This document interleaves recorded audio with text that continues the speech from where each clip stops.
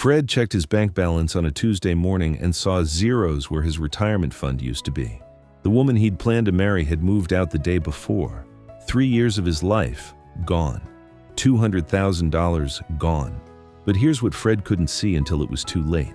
Everyone around him had been watching this slow-motion financial disaster unfold. His kids tried to warn him. His friends pulled back. His business partner asked uncomfortable questions. This isn't a story about business ownership. This is about what success makes you blind to. The perfect mark. Why success makes you the ideal retirement plan. Fred was the perfect target and he never saw it coming. At 54, he owned a successful consulting firm, had a paid-off house, and carried the quiet confidence that comes with building something from nothing. He was also a widower who hadn't dated in 15 years. That combination made him irresistible to someone looking for financial security. Here's what research tells us about financial exploitation in relationships. Successful men over 50 are the most vulnerable targets. They have assets, steady income, and often limited recent dating experience. They're grateful for attention and programmed to provide. Fred fit this profile perfectly. When Sarah showed interest in his business stories, when she admired his work ethic, when she made him feel appreciated in ways he hadn't felt since his wife died, his guard dropped completely. The targeting psychology is precise. Women looking for financial security don't go after broke men or players. They target the grateful provider, stable income, emotional vulnerability, and a masculine identity built around taking care of others. Fred's business acumen meant nothing here. You can negotiate million-dollar contracts and still miss emotional manipulation. Success creates specific cognitive blind spots. When you're used to being competent, you assume you're competent everywhere. The provider trap runs deeper than most men realize. Fred had spent 30 years building wealth to protect his family. After his wife died, that protective instinct didn't disappear. It just needed a new target. Sarah became that target. She understood something Fred didn't. Successful men are conditioned to solve problems with resources. Relationship struggling, invest more. Partner stressed about money, handle the bills. This programming makes certain men incredibly exploitable. The invisible architecture of long-term financial grooming starts with emotional investment. Sarah didn't ask for money directly. She created situations where Fred's natural provider instincts kicked in. Car trouble, medical bills, family emergencies. Each time, Fred stepped in because that's what good men do. But everyone else saw the pattern. His daughter noticed Sarah's designer handbags appearing after each crisis. His business partner watched Fred's spending habits change. His friends saw how Sarah steered conversations away from financial planning. The research on this is stark. Financial abuse in relationships over 50 has increased 40% in the last decade. The average loss for men in Fred's demographic is $180,000. Most never report it because the shame of being outsmarted emotionally is too great. Fred's story isn't unique, it's predictable. Successful men become retirement plans because they have the resources someone needs and the psychological makeup that makes them give those resources freely. The gratitude-based attachment sealed his fate. Fred was so thankful that someone wanted him again, so grateful that Sarah chose him over younger, more attractive options, that he confused appreciation with love. When someone makes you feel chosen, you stop questioning their motives. Sarah's age created urgency Fred couldn't see. At 46, she was watching her options narrow while her financial needs grew. Fred represented security, stability, and a comfortable retirement. She didn't love him. She needed what he could provide. The provider programming runs so deep that even when warning signs appeared, Fred interpreted them as opportunities to prove his worth. Sarah's expensive tastes became chances to show generosity. Her financial struggles became problems he could solve. Her future plans became investments in their relationship.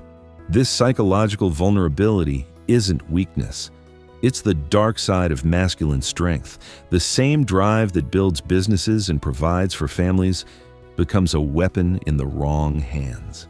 Fred's success made him a target because it proved he had what someone else wanted. The targeting isn't random. It's strategic. Women looking for financial security study their marks. They learn what makes successful men feel valued, what triggers their protective instincts, what makes them open their wallets.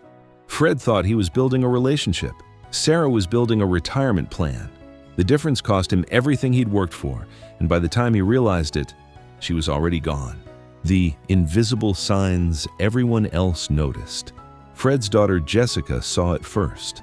Sarah had been around for 6 months when Jessica noticed her father's behavior changing. He stopped talking about retirement planning. He became defensive when she asked about his finances. He canceled their monthly dinner to help Sarah move apartments.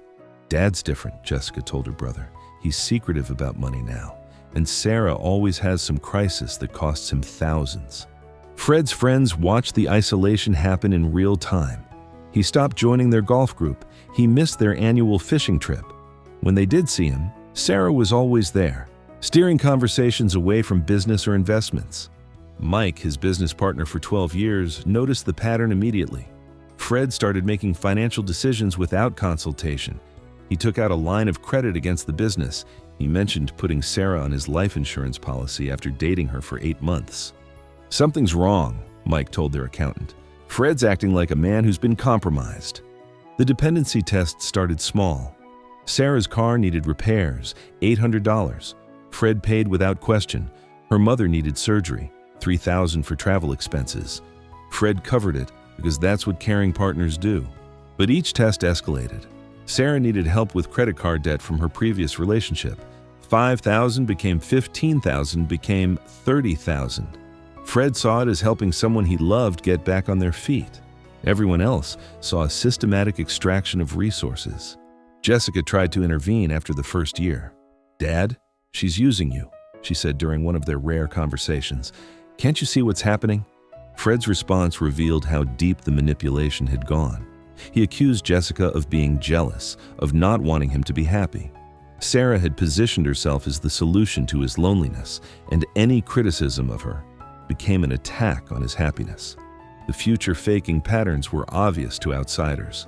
Sarah talked constantly about their wedding, but only after Fred helped her get financially stable. She planned their retirement together, but needed him to pay off her debts first. She promised to contribute equally to their shared future, but always had reasons why that contribution had to wait. Mike watched Fred's business decisions become increasingly erratic. Fred liquidated profitable investments to help Sarah buy into a boutique that never materialized. He co-signed for her new car lease. He added her to his business credit cards for emergencies. "You're being played," Mike told him directly. "This woman is positioning herself to take everything you've built." Fred's response was predictable: anger, denial, and further isolation from the people trying to protect him. Sarah had created a narrative where she was the only person who truly understood him, who appreciated his success, who saw his worth. Everyone else became the enemy. The gradual asset positioning happened so slowly that Fred never noticed the pattern. First, Sarah moved into his house to save money for their future. Then, they opened a joint account for shared expenses. Then she convinced him to put her name on his investment accounts for estate planning purposes. Fred's accountant raised red flags. His lawyer questioned the asset transfers. His financial advisor warned about the risks. But Fred interpreted their concerns as professional jealousy or outdated thinking about modern relationships. The research on bystander awareness versus victim blindness explains exactly what happened to Fred. Studies show that financial abuse victims dismiss an average of 7 warnings from friends and family before recognizing the exploitation. The emotional investment creates cognitive dissonance that makes outside perspective impossible to accept. Sarah's genius was making Fred feel like the hero of their story. Every financial crisis she brought to him was an opportunity for him to demonstrate his value. Every warning from others became proof of their special bond. She turned his support network against him by making him choose between their concerns and her needs. By year 2, Fred was completely isolated from objective financial advice. Sarah had become his primary emotional support, his closest confidant, and his financial dependent. She controlled the narrative of their relationship while systematically positioning herself to benefit from its end. The signs were invisible to Fred because he was living inside the manipulation, But to everyone watching from outside, the pattern was clear. A successful man was being systematically prepared for financial harvest. The long game. How retirement planning works. The timeline of Fred's financial grooming follows a predictable 3-year arc that researchers have documented across thousands of cases. Year 1, emotional investment and small financial tests. Year 2, escalating dependency and asset positioning. Year 3, major financial commitments and exit preparation. Sarah's strategy wasn't improvised. It was methodical. She understood that successful men like Fred don't hand over large sums immediately. They need to be conditioned through escalating requests that feel reasonable in context. The escalation pattern started with Fred's natural provider instincts. Sarah's car trouble in month 3 cost $800. Her mother's medical emergency in month 6 required $3,000. By month 9, Fred had established a pattern of solving Sarah's financial problems without question. Research on hypergamy, the tendency to seek partners of higher economic status, reveals the mathematics behind Sarah's approach. Studies show that women in their mid-40s face declining options in the dating market while their financial security needs increase. The urgency creates strategic behavior that men like Fred never recognize. Sarah's age was crucial to understanding her timeline. At 46, she had perhaps 10 years to secure her retirement through relationship strategy. Fred represented her best option: established wealth, limited dating experience, and a psychological profile that made him generous with resources. The sunk cost fallacy explains why Fred couldn't see the exit signs. By year 2, he had invested over $60,000 in Sarah's emergencies and opportunities. Walking away meant admitting that money was gone forever. Continuing meant believing it was an investment in their future. Sarah understood this psychology perfectly. She framed every financial request as a step toward their shared goals. The boutique investment wasn't her business venture. It was their retirement income. The debt consolidation wasn't her problem. It was clearing obstacles to their marriage. Financial dependency creation happened in reverse. Instead of Sarah becoming dependent on Fred, she made Fred dependent on the narrative that his investments would pay off. Every dollar he spent became evidence of their commitment, proof that their relationship was real. The retirement timeline created artificial urgency that Fred internalized. Sarah talked constantly about wanting to retire early, about building their dream life together, about the limited time they had to make it happen. Her biological clock wasn't ticking for children, it was ticking for financial security. Fred's emotional timeline moved much slower. He was building what he thought was a long-term relationship. Sarah was executing a short-term extraction plan disguised as long-term commitment. The mismatch in timelines created the perfect conditions for exploitation. Divorce economics data reveals the brutal mathematics of Sarah's strategy. In relationships over 3 years, asset division heavily favors the partner who can demonstrate financial contribution or dependency.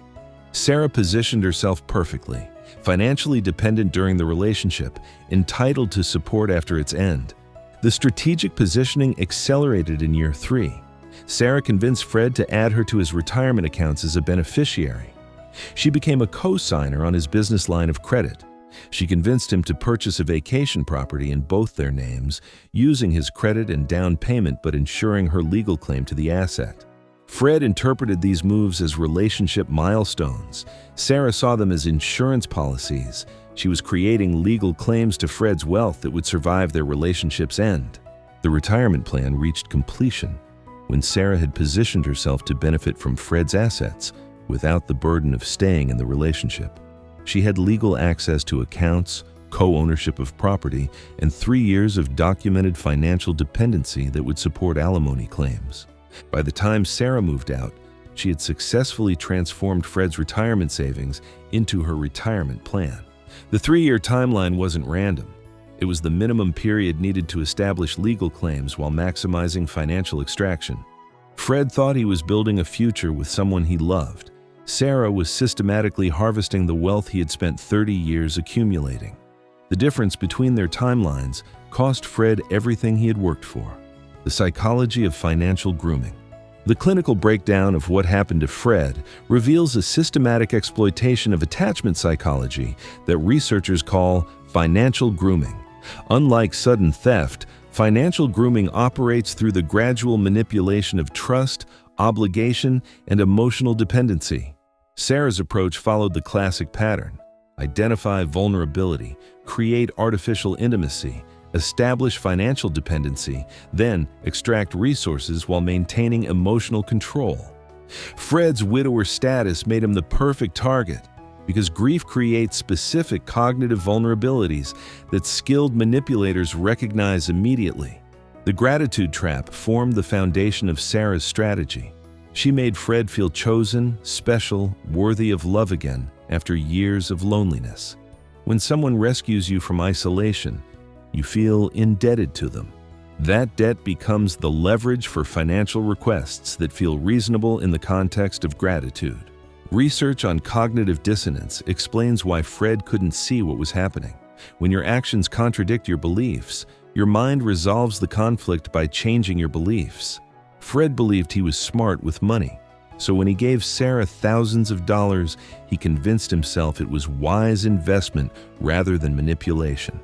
The isolation strategy cut Fred off from objective feedback. Sarah didn't forbid him from seeing friends and family. She made those relationships feel less important than their bond. She created a narrative where outside criticism proved their special connection. Anyone who questioned their relationship became evidence of jealousy or misunderstanding. Emotional labor became currency in Sarah's system. She provided care, attention, and validation that Fred desperately needed, then positioned financial support as his way of reciprocating. The exchange felt natural. She gave emotional support. He provided financial security. The imbalance was hidden behind the illusion of mutual benefit. The provider identity trap exploited Fred's masculine psychology. Men like Fred derive self-worth from their ability to protect and provide.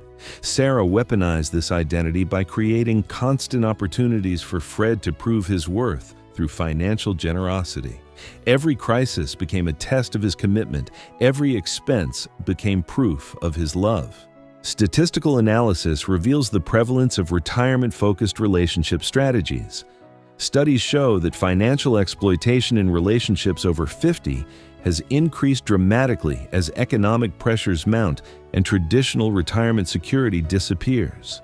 Women facing financial insecurity in their 40s and 50s increasingly view strategic relationships as retirement planning. The attachment exploitation worked because Sarah understood Fred's emotional needs better than he did. She studied his responses, learned his triggers, and crafted her approach to maximize his psychological vulnerability. She became the solution to problems he didn't know he had while creating new dependencies that required his continued financial support. Clinical research on financial abuse reveals that victims like Fred dismiss an average of 7 warnings before recognizing the manipulation. The emotional investment creates blind spots that make outside perspective impossible to accept.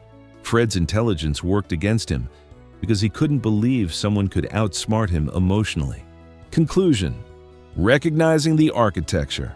Fred's rebuilding at 57 with depleted savings and hard-earned wisdom reveals the success paradox. Achievement makes you a target because it proves you have what others want. The psychological aftermath of financial betrayal includes shame, isolation, and the devastating realization that your strengths became weapons against you. If you recognize these patterns in your own relationship, trust the people who care enough to warn you.